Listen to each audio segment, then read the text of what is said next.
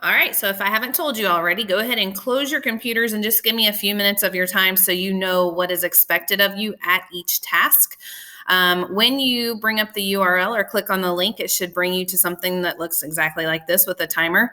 When we're done and we're all ready to get started, I'm going to have you hit this play button for 30 minutes just so I can keep track of how long it takes you to get through the escape room or when you get done. So there's no argument about who finished first. So make sure that you're paying attention to this and you're also stopping it when you finish.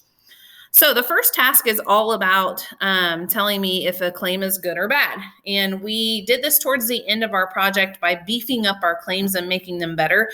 Instead of simply just saying homework is bad or homework is good, how can we beef that up so that the claim is understood and your reader knows what they're talking about, or they're going to be reading about, sorry. So in here, you'll go through this little slideshow and it'll simply give you a claim. Teachers should not assign homework because it sucks. Well, I'm hoping you know that this is either good or bad right off the bat. This is a pretty easy one.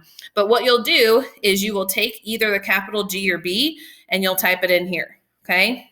Once you type it in there and you think you know what it is, go to the next slide, read the next claim, okay? What do you think this one is, good or bad? And then you'll add to it. You'll either put a capital G or B right next to the one that you just answered. So when it's all said and done, there should be 5 capital letters here. You'll notice that this is red for me right now. So that means that it's not correct. If it is correct, it will turn purple and you can go to your next task. So where is the next task? It is just, you got to scroll below here. So task 2 is kind of a two-parter here. You have to build the puzzle and do what the directions tell you to. So just by kind of seeing who this is already, I'm sure you can figure out who you're putting together. And when you figure out the puzzle pieces, he will give you a little clue on what to do with these charts and diagrams here at the bottom. So if you put him together and he tells you what to do, you will complete that task by doing what SpongeBob tells you to do. And it will take you to the second part of the task here, which is basically memory, okay? This is going to take you a little while because you can only flip over 2 cards at a time.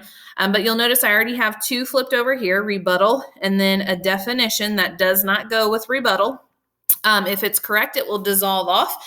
And also, a lot of the matches will give you a letter and a number. So you need to make sure that somebody in your group writes down the number and the letter, okay? So since they're not correct, they stay green. That means try to find a different match. So what I'm going to do, I've already kind of looked through this, so I'm going to do this quickly. An argument against the counterclaim, oh, that's a rebuttal. So you'll notice how it dissolves off here, and it does not give me a number or a letter. So I'm going to go through again, okay, and try to find, oh, there's another match. So you'll notice 1 is A. This means, this was by chance, but I found the first letter of the word for the task to complete it. My first letter is going to be A, okay? So once you keep going through and finding all these matches, and everyone is dissolved off, you want to take the numbers, put them in order, and also put the letters in order, and it will spell out a word for you, okay? So what you'll do is you will go back up to that task, you will type it in, and if it turns purple, you're correct. Task number 3 is all about putting an essay in order. But you need to read the directions very carefully because it says the first letter of the colors in order will give you your task answer. So let's just say I start putting this together and I'm putting the different colors in the boxes. And I think blue is number 1, yellow is 2, and then orange is 3. And then red 4, green 5. I want to put the letter of the colors in order. So I would do B-Y-O-R-G. And you want to check it. And also, again, if you check it up here and those letters are incorrect, then you have a paragraph that's out of order. Make sure that you are taking the time to read through those paragraphs. Just sitting here and guessing doesn't help anyone. So make sure you're reading the paragraphs and putting that in the correct order of how you would write a proper argument essay.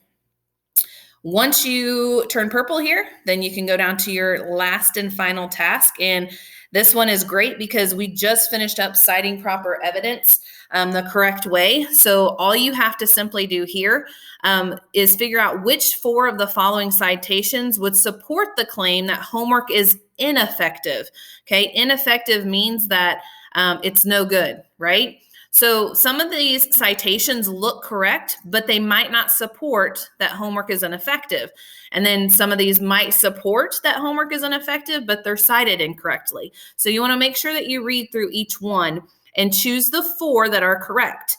If you have chosen the correct 4, using these letters down the side here, it'll spell out a word for you. Okay, and you'll put out those words or put out those 4 letters in order here. And then if it turns purple, you know that you've got it correct, and you will simply hit submit. Do not forget, once you click submit, to come up here and click your timer so that I can see how long it took you to get through the escape room, and then raise your hand and let your teacher know that you're done and check your work. So hopefully this is great review. You have fun and work together to try to escape that room. Good luck.